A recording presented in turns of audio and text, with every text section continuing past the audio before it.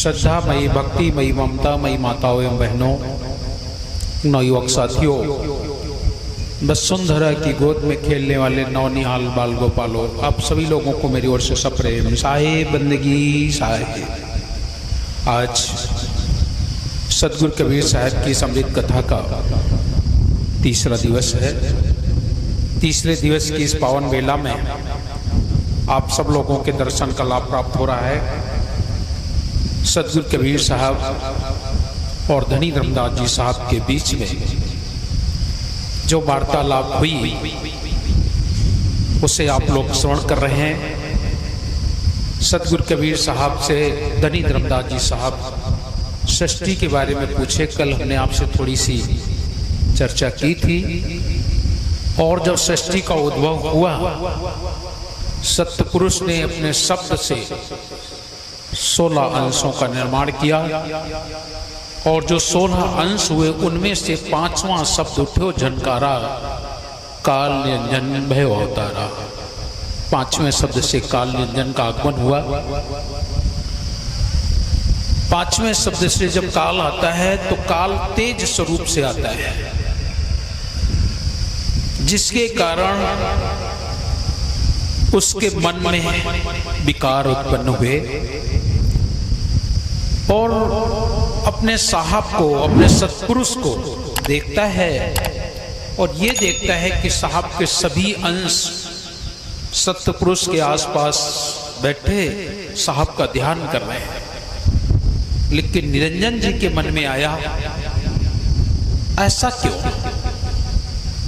मेरे पास भी तो तेज है, मेरे पास भी तो वो सामर्थ्य है, फिर मैं ऐसा क्यों करूं? इसलिए मुझे अलग हो जाना चाहिए, मुझे स्वतंत्र हो जाना चाहिए और अलग होकर के हम एक अलग राज्य स्थापित करेंगे। लेकिन अलग राज्य स्थापित करेंगे कैसे? सब कुछ तो सत्पुरुष का है और जब सब कुछ सत्पुरुष का है तो मैं अलग कैसे हो जाऊं? तो निरंजन जी ने बहुत सोच विचार किया और सोच विचार करके तपस्या प्रारंभ कर दी है। किसी शायर ने कहा है ना, खुदी को बुलंद कर इतना बुलंद कर दो अपने आप को कि खुदा तुमसे पूछे तेरी दर्जा क्या है।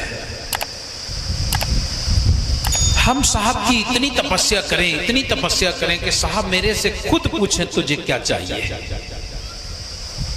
यही मन में विचार करके निरंजन जी ने तपस्या प्रारंभ की। अनुराग सागर में उसका विवरण दिया हुआ है। और जब तपस्या प्रारंभ की तो तपस्या से स्वयं सत्पुरुष प्रसन्न हुए और वही हुआ जो उसने सोचा था। स्वयं साहब पूछते हैं, तुम इतनी कठोर तपस्या क्यों कर रहे हो? इतनी कठिन तपस्या क्यों कर रहे हो? निरंजन जी ने अपने मन की बात समझ ली कि अब लगता है मेरी मनसा पूर्ण होने वाली है। तो हाथ जोड़ करके उसने प्रार्थना की और कहने लगा, मैंने ये तपस्या इसलिए की है, यह साहब मुझे अलग राज दे दी जाए, मुझे अलग कर दिया जाए। साहब बोले, क्या अलग चाहिए? तो मुझे अलग राज चाहिए। अरे कोई वस्तु हो तो बंटवारा हो जाए, वहां तो कुछ है ही नहीं। उसमें उस समय तो ना जल, ना पृथ्वी, ना वायु, ना अग्नि, ना आकाश, 5 तत्व भी नहीं थे। चंद्र सूर्य तारागण भी नहीं थे। उस समय तो कुछ था ही नहीं। शून्य में साहब सत्य पुरुष है, सत्य में विराजमान है, तो बंटवारा कैसे हो जाएगा? लेकिन फिर भी निरंजन जी कहते हैं, मुझे अलग राज दे। साहब बोले, कोई बांटने की वस्तु होती तो बांट देता, लेकिन कोई वस्तु ही नहीं बांटने की, तो बांटे क्या? लेकिन उसने बार बार आग्रह किया, नहीं साहब आप नाम रख दीजिए, कुछ तो कहिए।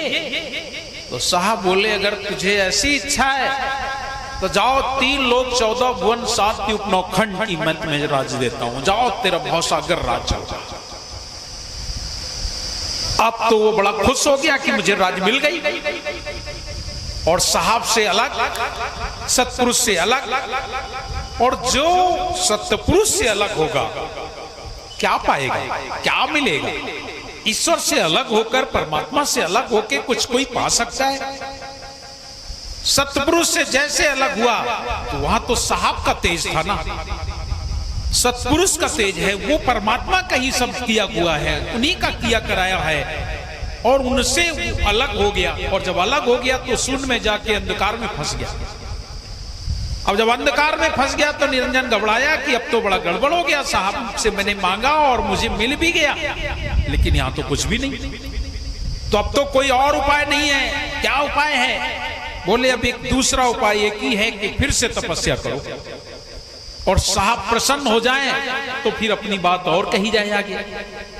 तो ऐसा नागसागर में उल्लेख मिला कि पुनः निरंजन जी ने फिर तपस्या की, और जब फिर तपस्या की तो अब की बात साहब प्रसन्न तो हुए, इतनी बड़ी कठिन तपस्या कर रहा है, साहब प्रसन्न हुए, सत्पुरुष प्रसन्न हुए, लेकिन अब की बार बोले फिर ये कुछ मांगेगा।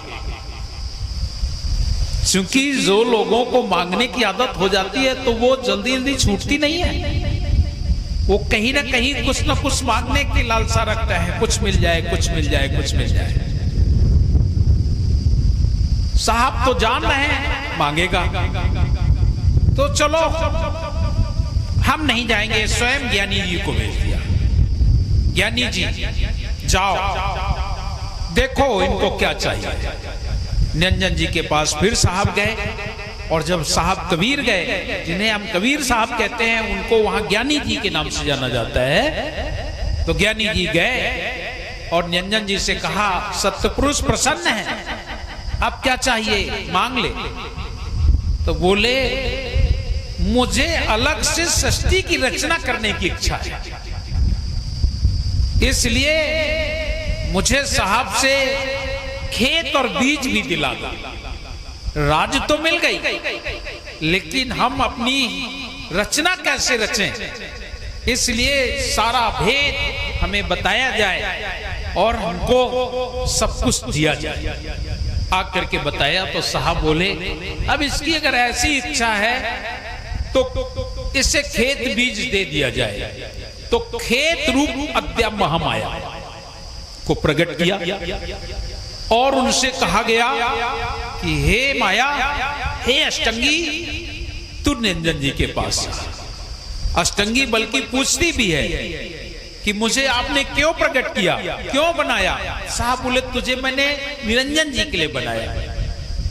तो साहब से अष्टंगी कह रही है अगर मुझे कोई तकलीफ होगी तो साहब बोले तू मुझे याद कर, बस तेरे दुखों का निवारण मैं कर दूंगा। तो माता अष्टंगी जाने को तैयार हो गई और इधर से खेत रूप अद्या महामाया और जीव रूप बीज भी अद्या महामाया को ही दिया गया। जाओ निरंजन जी के पास लेके जाओ, सृष्टि की रचना होगी।